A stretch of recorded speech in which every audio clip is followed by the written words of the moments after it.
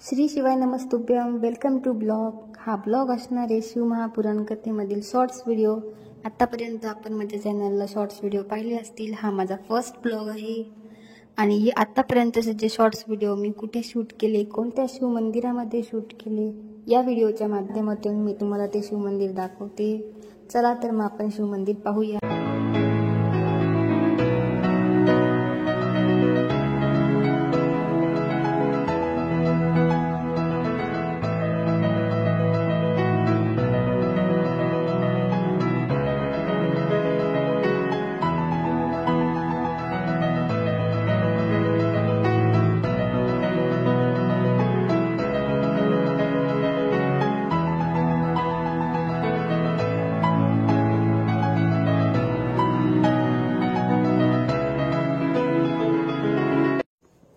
हे आमचं ममतेश्वर शिव मंदिर.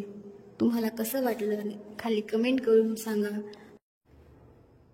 हा माझा फर्स्ट ब्लॉग आहे, त्यामुळे जास्त मोठा न बनवता हा ब्लॉग इथेच एंड करते. व्हिडिओ आवडला असेल तर कमेंट करा आणि चॅनलला सबस्क्राईब करा.